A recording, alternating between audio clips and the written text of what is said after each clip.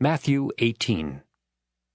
At that time the disciples came to Jesus and asked, "Who is the greatest in the kingdom of heaven?"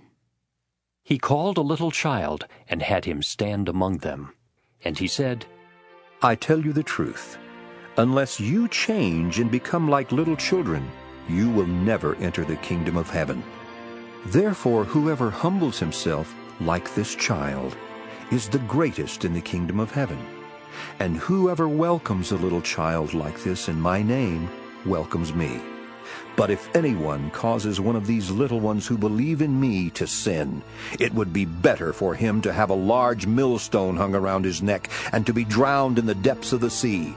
Woe to the world because of the things that cause people to sin. Such things must come, but woe to the man through whom they come.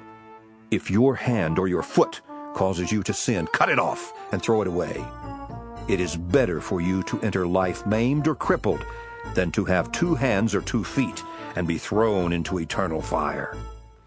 And if your eye causes you to sin, gouge it out and throw it away. It is better for you to enter life with 1 eye than to have 2 eyes and be thrown into the fire of hell. See that you do not look down on one of these little ones. For I tell you that their angels in heaven always see the face of my Father in heaven. What do you think? If a man owns 100 sheep, and one of them wanders away, will he not leave the 99 on the hills, and go to look for the one that wandered off?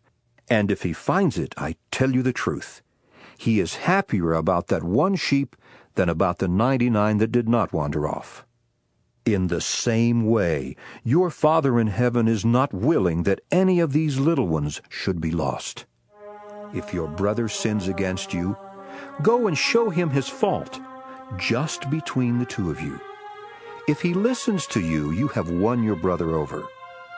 But if he will not listen, take 1 or 2 others along, so that every matter may be established by the testimony of 2 or 3 witnesses. If he refuses to listen to them, tell it to the church, and if he refuses to listen even to the church, treat him as you would a pagan or a tax collector. I tell you the truth. Whatever you bind on earth will be bound in heaven, and whatever you loose on earth will be loosed in heaven. Again, I tell you that if 2 of you on earth agree about anything you ask for, it will be done for you by my Father in heaven.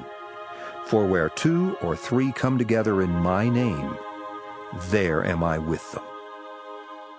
Then Peter came to Jesus and asked, Lord, how many times shall I forgive my brother when he sins against me? Up to 7 times? Jesus answered, I tell you not 7 times, but 77 times. Therefore, the kingdom of heaven is like a king who wanted to settle accounts with his servants. As he began the settlement, a man who owed him 10,000 talents was brought to him.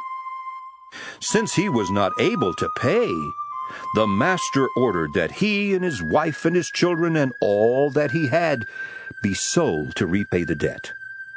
The servant fell on his knees before him. Be patient with me, he begged, and I will pay back everything.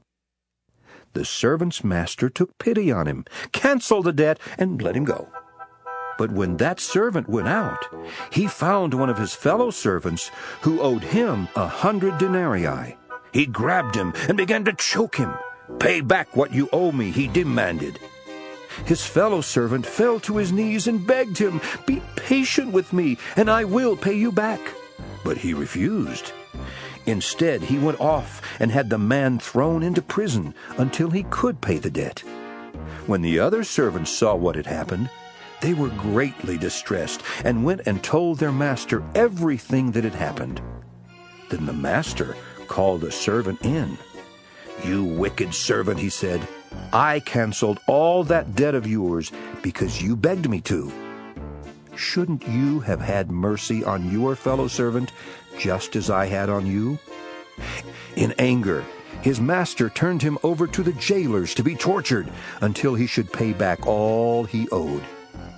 This is how my heavenly Father will treat each of you unless you forgive your brother from your heart.